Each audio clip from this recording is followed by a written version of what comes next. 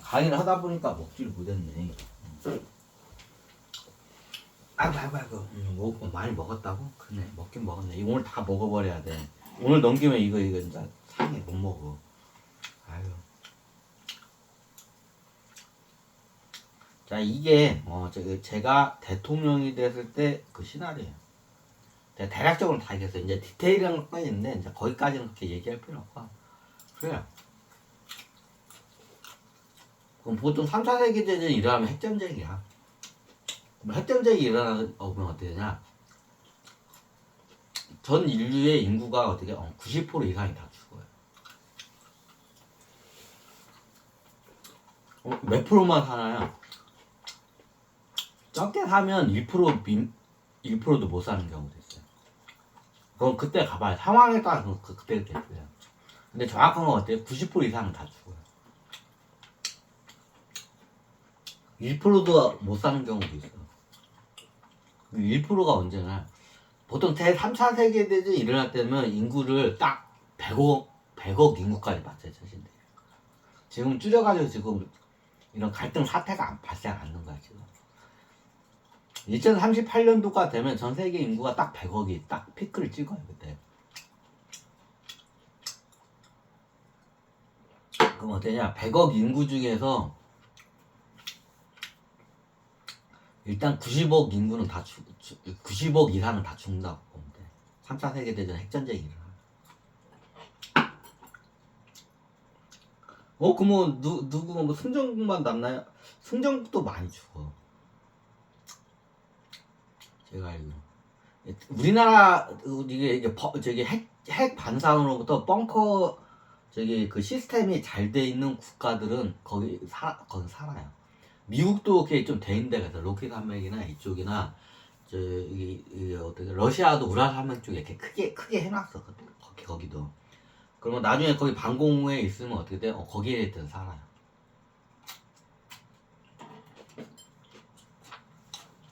방공호 시스템이 잘 돼 있거나 아예 오지에 있는 애들은 살아요. 예를 들면 뭐 북극이나 극지방이 있죠. 여기에는 살아요. 나중에 핵전쟁이 일어나게 되면 의외로 정글에 이게 사는 사람들이 안전해요. 왜? 거기다가 핵 쏠 일이 없으니까. 그죠? 아프리카나 남미 남아메리카 보면 그 아마존 정글도 있죠. 이쪽 같은 게는 많이 생존해. 의외로.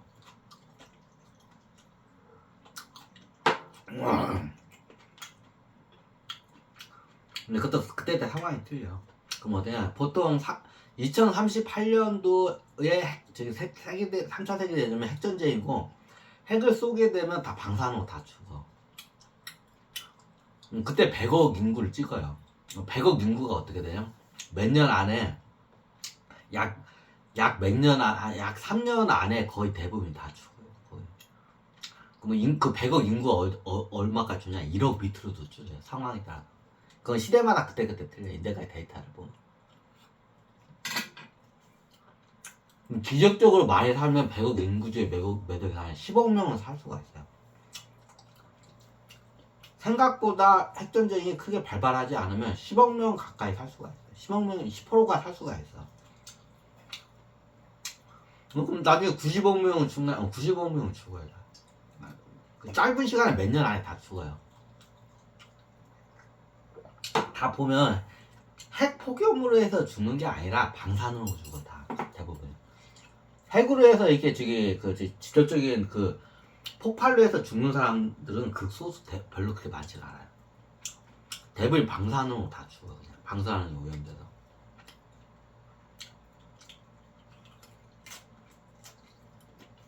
핵전쟁이 무서운 게 방사능이에요.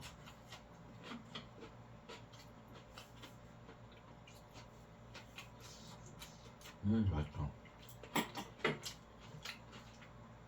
이거 막걸리도 먹어버려야겠다. 이거 안 먹으면 상할 것 같아. 이게 제3 공황 때 3차 세계대전의 시나리오.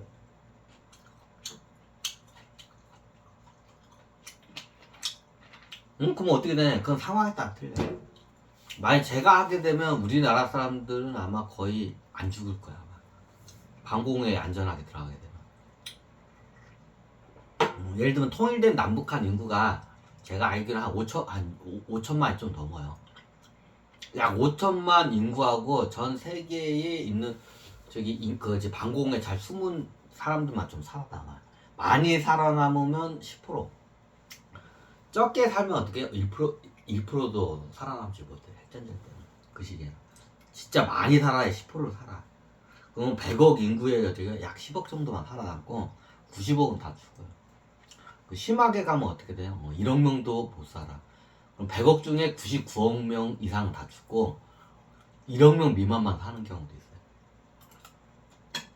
있어요. 그러면 남북한 합치면 인구가 저기 5천 몇백만 정도 되는데 그러면 그것마다 그 사람들만 살아요.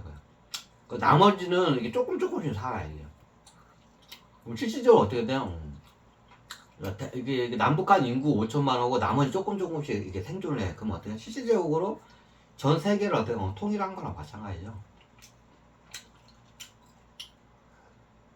그래서 상남자가 어떻게 해요? 전쟁에서 이긴 거야. 세계를 통일해. 제가 대통령 됐을 때의 그 시나리오가 그래요. 전 세계 통일 시나리오가 그래. 그럼 사회개혁은 어때냐? 야, 그게 이제 벙커에 있으면서 오랫동안 전시 체제로 가면 어떻게 보면 이게 군대처럼 국가를 운영할 수밖에 없어요. 그걸 군국주의라고 하죠. 그렇기 때문에 군국주의는 약간 제 사회주의하고 좀 비슷하기 때문에 사회주의로 자동적으로 넘어가요.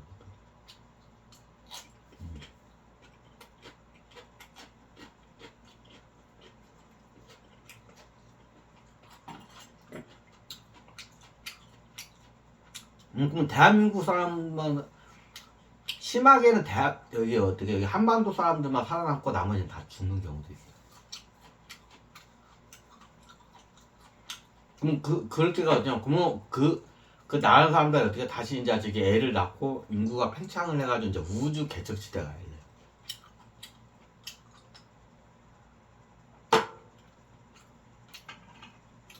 그럼 장원 씨가 만약 대통령 되면 그렇게 해서 뭐 저기 남북한 사람들만 살고 나머지는 다 뒤질 수도 있나요? 유력한 시나리오 중에 하나예요.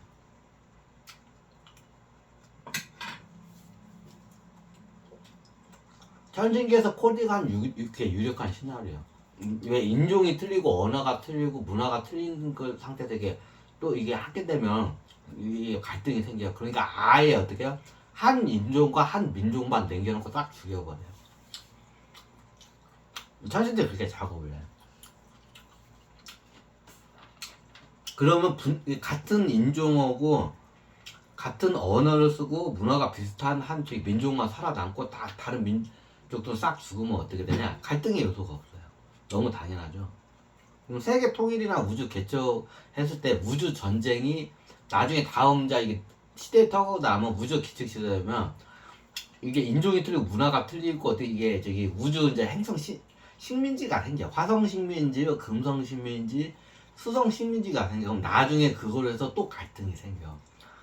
그럼 애시당초부터 어떻게 돼요? 그럼 그 우주 개척 시대가 열릴 때 한 민족만 남겨놓고 싹 죽여버리는 경우도 있어요. 그래야 우주 전쟁이 안 열려. 일어나도 조금밖에 안 일어나. 근데 지구에서 때 통일할 때 다민족 이런 상태에서 우주 개척 시대 되면 나중에 식민지 사회가 되게 되면 우주 전쟁이 또 열려요. 그래서 천신들이 아싸리 우주 전쟁을 안 일으켜. 우주 전쟁 일어나고 나중에 양자폭탄 나오면 어떻게 돼요? 양자폭탄 한 방울 어때? 행성 하나가 빠각콕 박살이 나와요. 예전에 얘기했죠. 토성 주변에 있던 그 위성들이 다 박살난 게 그 토성띠라고. 그리고 화성과 목성 사이에 돌무더기 같은 게 몇 군데 있어요. 그게 원래 그 어떻게 지구보다 더 큰 행성들이 있던 자리예요. 지구보다 좀 더 큰 행성들이 양자폭탄이 다 박살난 그 흔적이에요. 그게. 그러니까 천신들이 아예 아싸리 나중에 우주전쟁으로 양자폭탄에서 행성 같은 게 날아갈 수가 있어. 그걸 방지하기 위해서 아싸리 세계통일 작업할 때 한 민족만 남겨놓고 싹 다 죽여버리는 그런 시나리오도 있어요. 그래야 나중에 우주전쟁이 어떻게 안 열려요. 우주 식민지 시대나 이게 열리게 되면 지구에서 다민족 이런 상태에서 어정쩡하게 통일했다가 불안정 상태 통일했다가 우주지 개척시 이런 것들이 바로 우주 전쟁이에요.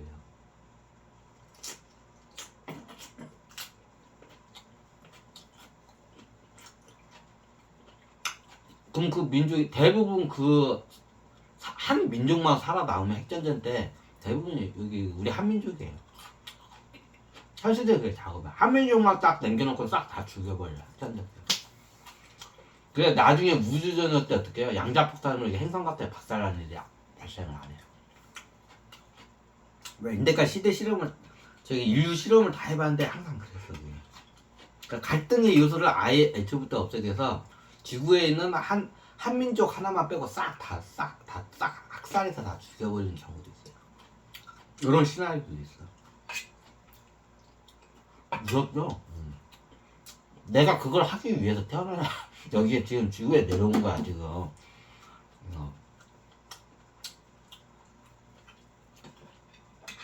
끔찍하죠. 무섭죠. 천지계에서 그게 다 코딩을 해. 설계를. 그러니까 어떻게 해요? 여러분들 정신 차리라고 좀. 우리가 지금 놓인 판이 지금 굉장히 어떤 판인지를 알아야 돼. 아유. 지금 일단 대세가 같이 화합을 해서 어떻게 통일하는 걸로 갔기 때문에 저걸 해. 그렇게 되면 나중에 우주전쟁이 열릴 수가 있어. 이제 그때 가면 그 문제는 또 그때 또 해결해야겠죠. 어차피 이 우주 역사에서 그건 해결할 문제 중에 하나예요. 더 큰 것도 해결하는데 쉽게 말하면 백두산도 못 오르는 양반이 어떻게 에베레스트 산을 갖다가 오르려는 것 똑같아요. 자, 이거부터 시대의 문제 이거부터 풀어야 돼.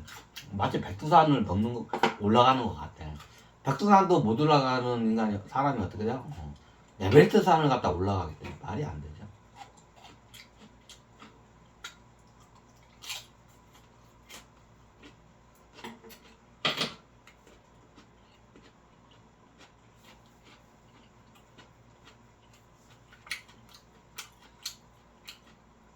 제가 나중에 2038년도에 대통령이 돼서 세계대전이 일었을 때 제가 할 일이 이거였어요.